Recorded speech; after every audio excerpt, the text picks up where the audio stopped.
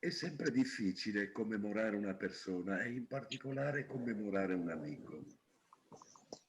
Provate a domandarvi che cosa desidereremmo che rimanesse di noi nella memoria collettiva. È probabile che alcuni sceglierebbero un importante libro, altri un'importante monografia, altri un importante centro di ricerca. Certo, ma se io penso ad Alberto Mioni, ebbene, inevitabilmente penso a lui come a una guardia di frontiera, a un segnaposto. È stato allievo di Carlo Tagliavini e come voi ben sapete, Carlo Tagliavini è stato non soltanto un grande maestro, ma anche un grande organizzatore, uno studioso estremamente curioso, che dedicò poi larga parte della sua attività a quello che è stato il mondo delle lingue romanze. Ma soprattutto uno dei meriti non minori, anzi, di Carlo Tagliavini è stato quello di innanzitutto fornire agli studiosi e ai giovani studiosi del suo istituto una biblioteca ampia, documentata, costantemente aggiornata. Tenete conto che quelli erano periodi forse nei quali era possibile fare cose di questo genere. Si sussurra che Carlo Tagliavini abbia prevenduto la propria biblioteca a una celebre casa d'antiquariato di Bologna, per cui quando l'Angelo Nero lo avvicinò, la sua biblioteca passò poi largamente sul mercato.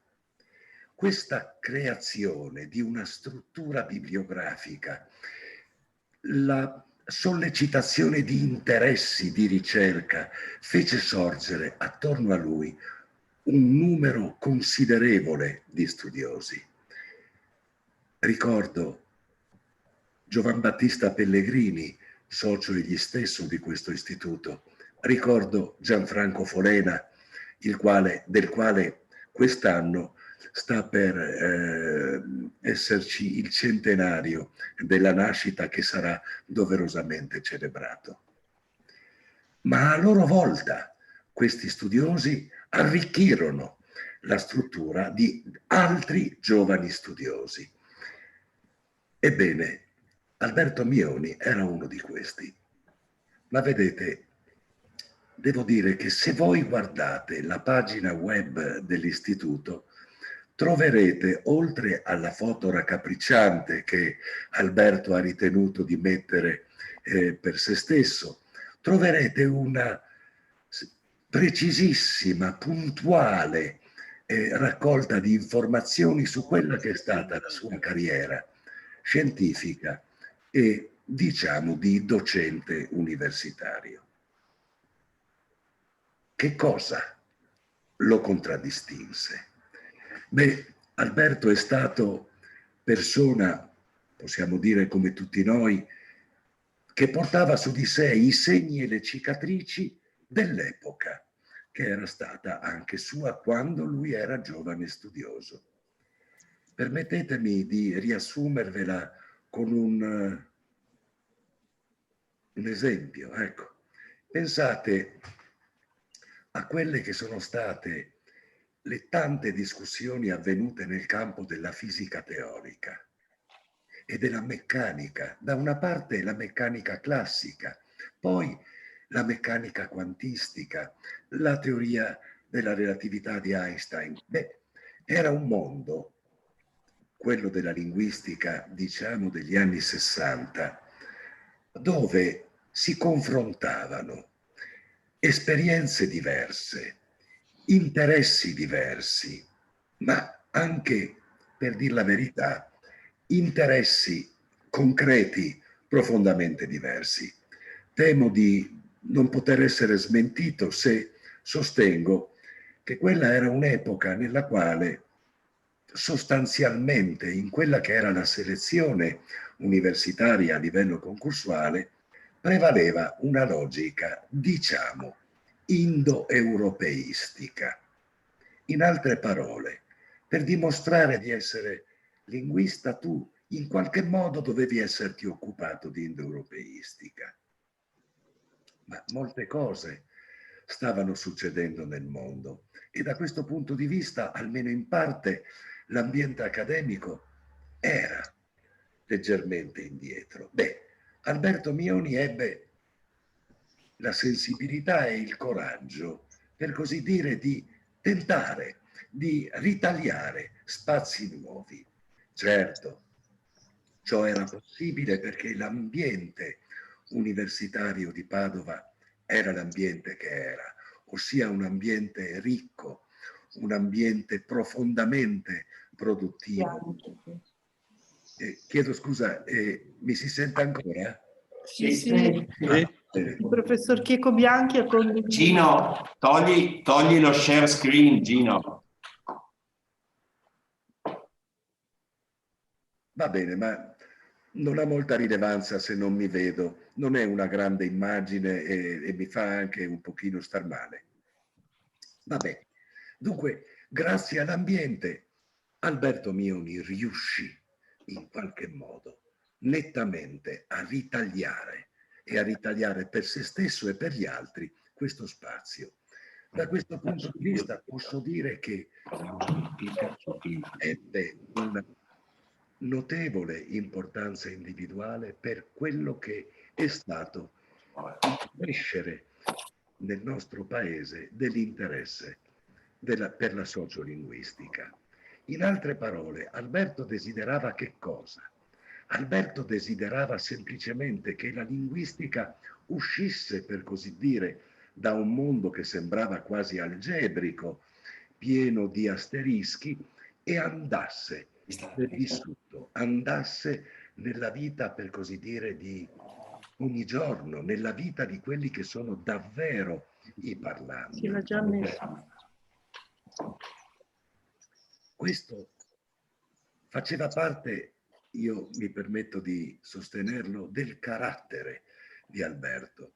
Alberto era una persona generosa, una persona che si spendeva costantemente non soltanto per le proprie idee, ma per gli altri. In altre parole, desiderava che la sua attività di studioso fosse sempre accompagnata da quella che era l'attività del didatta, di colui che tendeva la mano a colui che si avviava sulla nobile ma complicata strada della linguistica. Certo, ribadisco ancora una volta, l'ambiente da questo punto di vista era utile. Dopo Carlo Tagliavini, Pellegrini, Cortelazzo, Folena e l'indimenticabile amico Aldo Prosdocimi e poi Alberto Mioni ed altri ancora. Insomma,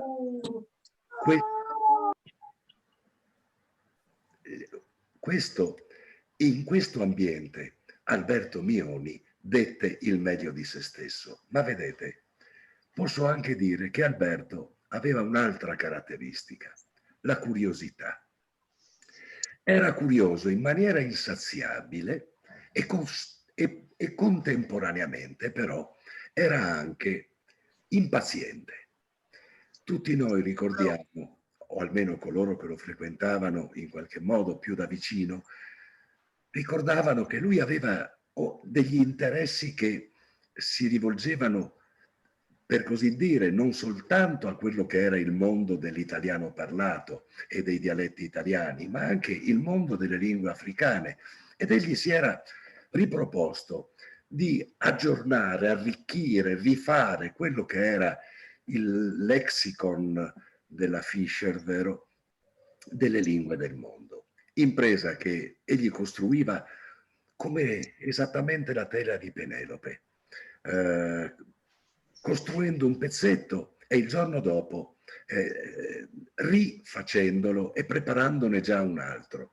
Inutile dire che questo lavoro era talmente greve e impegnativo. Avevo detto che stanno girando Sì. questo film con Tom Cruise, c'erano tutti questi uomini giovani, pezzi di uomini, tutti con la mascherina più o meno sul collo. Ecco, adesso ce ne sono 6 positivi.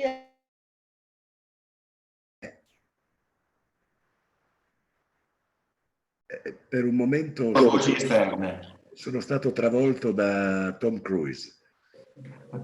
Posso continuare o... Sì, sì. No, Cruise è una persona che magari è irascibile, capisci? Mi allunga un ceffone dallo schermo.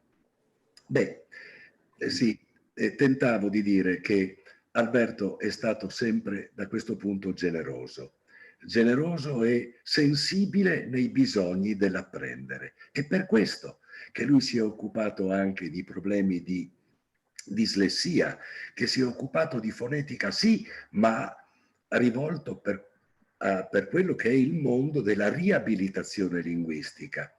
E non solo, è stato costantemente coinvolto in tutti quelli che sono stati dibattiti, discussioni e qualche volta discussioni anche molto accese su quelli che erano i diritti allo studio e i diritti dello studente.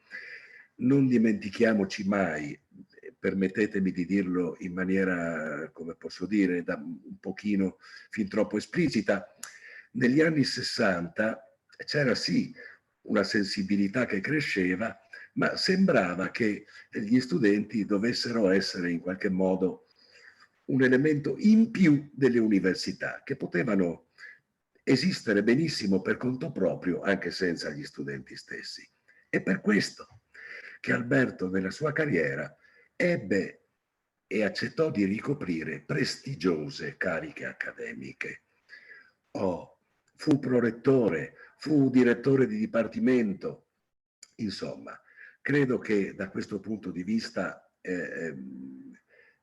ciò è la dimostrazione più evidente di quella che era la sua volontà di essere costantemente vicino a chi era intenzionato ad apprendere. Mi avvio verso la conclusione. Voglio raccontarvi un piccolo episodio che è in un certo senso, pur essendo a mio parere divertente, è tipico di Alberto. Innanzitutto tenete conto che Alberto non soltanto era un eccellente studioso, ma era anche, per così dire, uomo che amava raccontare barzellette.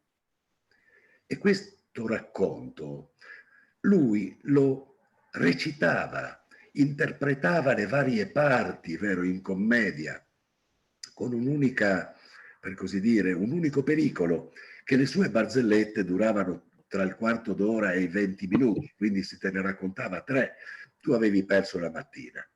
Ebbene, con Alberto passammo circa un mese e mezzo in Somalia assieme. Vivevamo nella stessa casa e beh, sapete come va il mondo? Io avevo una scimmietta, una piccola scimmietta dal pelo castano dorato, un animale meraviglioso che aveva scelto me come propria mamma. Questa scimmietta guardava sempre Alberto con sospetto e lui guardava lei con sospetto. A questo punto un giorno Alberto mi dice: ma non ti pare che dovrei fare amicizia con questa scimmietta? E come no? Dico: certo, certo. Lui si avvicinò alla scimmietta offrendole un pezzo di banana. La scimmietta prima lo annusò e poi, indispettita, chissà poi perché, morse il dito ad Alberto. A questo punto qualunque essere umano, credo, si sarebbe ritirato in buon ordine, pensando che non era possibile istituire un buon rapporto con la scimmietta. Ma non lui, perché lui non rinunciava mai all'interazione, non rinunciava mai. E a questo punto, una sera, dopo cena, io mi avviai all'esterno della casa e a un certo punto sentii esplodere in casa un baccano terribile. Corsi dentro e trovai la scimmietta che correva dappertutto, ribaltando piatti, bicchieri, sedie, e Alberto che la inseguiva, dicendo ma no, sta buona, ma no. Oh, alla fine la scimmietta, vedendomi, si aggrappò alla mia pancia, e certo, io ero la mamma, e chiesi ad Alberto, ma che è successo? Sai, disse, ho tentato di accarezzarla, ma la scimmietta non vuole sentir ragione, mi ha sputato e ha cominciato a correre per la casa.